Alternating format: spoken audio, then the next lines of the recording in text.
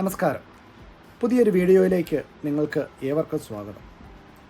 കേരളത്തിലെ ക്രിസ്ത്യൻ തീർത്ഥാടകരുടെ ഇടയിൽ ഏറ്റവും പോപ്പുലറായിട്ടുള്ള പള്ളികളിലൊന്നാണ് അർത്തുങ്കൽ പള്ളി.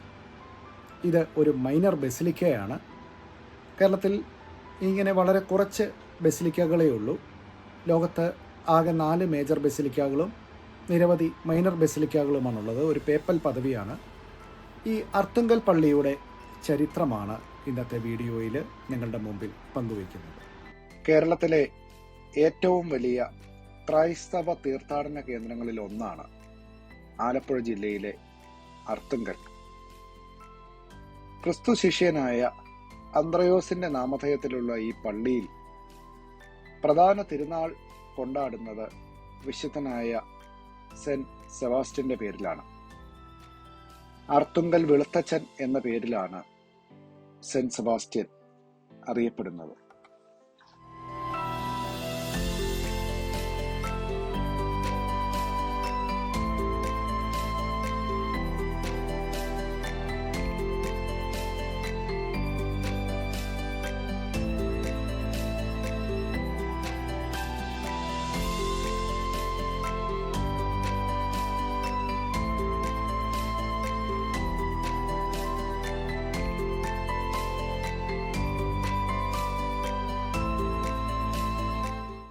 ആലപ്പുഴ ജില്ലയുടെ തീരദേശം പണ്ട് അറിയപ്പെട്ടിരുന്നത് കരപ്പുറം എന്ന പേരിലായിരുന്നു.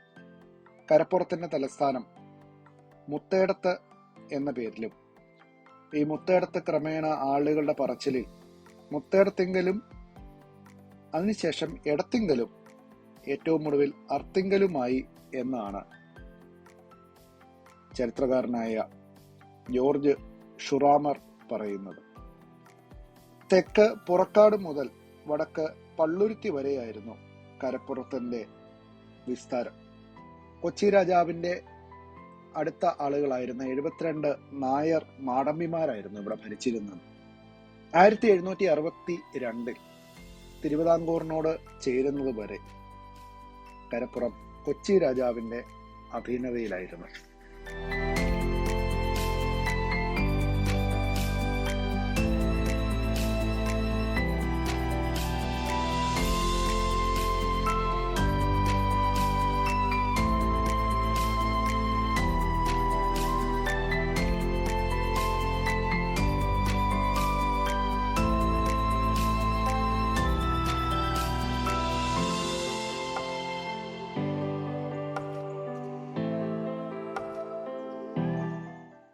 കരപ്പുറത്തെ ഏറ്റവും പഴക്കമുള്ള ക്രിസ്ത്യൻ കേന്ദ്രങ്ങൾ കോക്കമംഗലവും മനക്കോടവും അർത്തുങ്കലുമാണ്.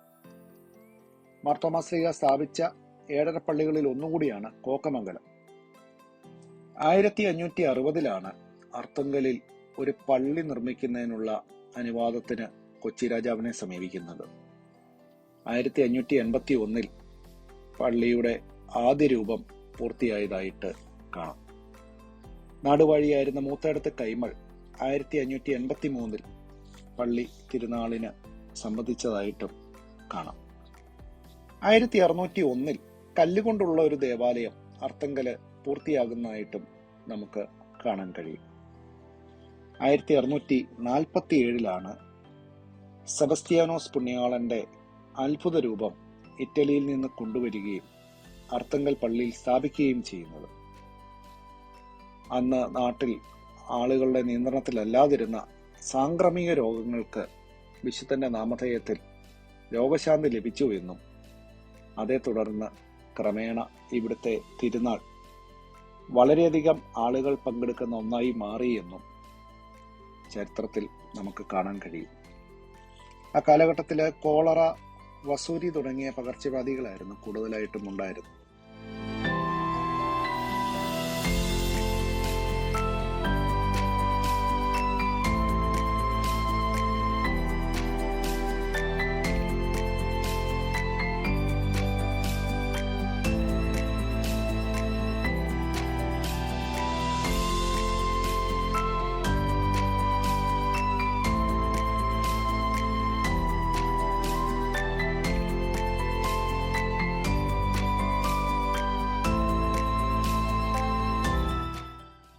1777 കേരളത്തിലെത്തിയ കത്തോലിക്ക മിഷണറിയും ചരിത്രകാരനുമായ ഫാദർ പൗലീനോസ് ബർത്തലോമിയോ കേരളത്തിലെ തീരപ്രദേശത്തെ ഏറ്റവും വലിയ തീർത്ഥാടന കേന്ദ്രങ്ങളിൽ ഒന്ന് അർത്തുങ്കൽ പള്ളിയാണെന്ന് രേഖപ്പെടുത്തിയിട്ടുണ്ട്. വരാപ്പുഴ മെത്രാൻ ഡോക്ടർ സ്തബിലീനി അർത്തുങ്കൽ പള്ളിയിൽ താമസിച്ചിരുന്നതായിട്ടും, അതുപോലെ 1829 നവംബർ 29 വിശുദ്ധ ചാവറ കുര്യാക്കോസ് ഏലിയാസച്ചൻ വൈദികനായി അഭിഷേകം ചെയ്തത് അർത്തുങ്കൽ പള്ളിയിലാണെന്നതും ശ്രദ്ധേയമാണ്.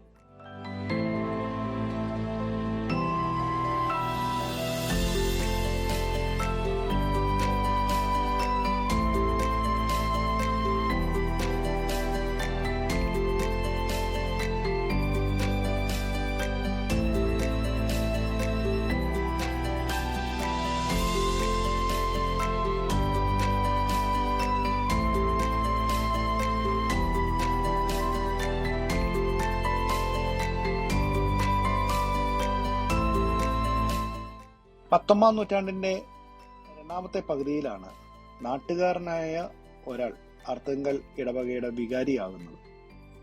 അങ്ങനെയായ ആ വ്യക്തി ഫാദർ പാസ്കൽ ബൈലോൺ ആയിരുന്നു.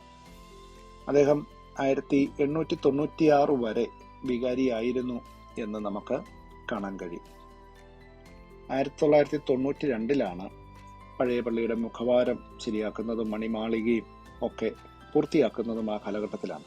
1910 പുതിയ പള്ളിയുടെ അടിത്തറ പൂർത്തിയായെങ്കിലും പലവിധ കാരണങ്ങളാൽ പണി നീണ്ടുപോയി. അതേ തുടർന്ന് 1967 സെപ്റ്റംബർ 14 പുതിയ പള്ളി കൂദാശ ചെയ്യുന്നത്.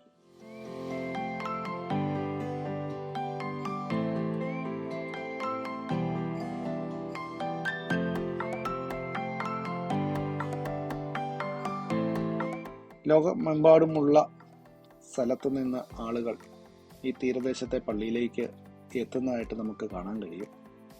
പ്രധാനമായും ഇവിടുത്തെ നേർച്ച കഴുന്ന് നേർച്ചയാണ്. കഴുന്ന് എന്ന് പറഞ്ഞാൽ അമ്പ് തന്നെയാണ്. വിശുദ്ധനെ തറച്ച അമ്പ് ആണ് പ്രാർത്ഥനയ്ക്കായിട്ട് ഇവിടെ ഉദ്ദേശിക്കുക. തീർത്തും സാധാരണക്കാരായ തീർത്ഥാടകരാണ് ജാതിമത ഭേദമന്യേ അർത്തുങ്കൽ പള്ളിയിലേക്ക് എത്തുക.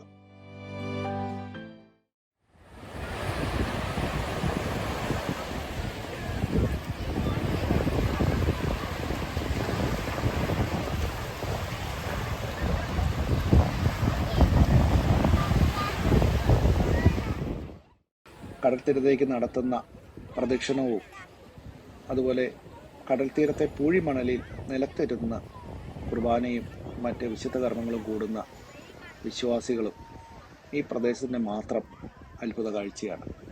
ആളുകൾ വെയിലും അതുപോലെ തീർത്തും പൊടിയും ഒക്കെ നിറഞ്ഞ സാഹചര്യത്തെ അതിജീവിച്ചാണ് ഇവിടെ ഭക്ത കർമ്മങ്ങളിൽ പങ്കെടുക്കുന്നത്.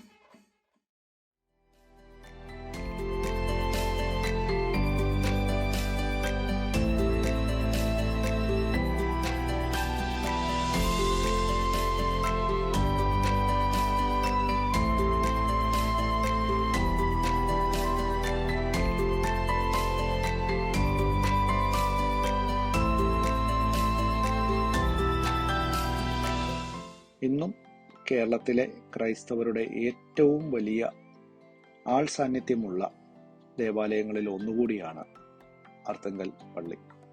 ലത്തീൻ സമ്പ്രദായത്തിലുള്ള പള്ളിയാണെങ്കിലും ഈ പള്ളി സിറോ മലബാറുകാരും സിറോ മലങ്കരകാരും എല്ലാ തരത്തിലുമുള്ള ആളുകൾ ഈ പള്ളിയിൽ തീർത്ഥാടകരായി എത്തുന്നത് നമുക്ക് കാണാൻ സാധിക്കും.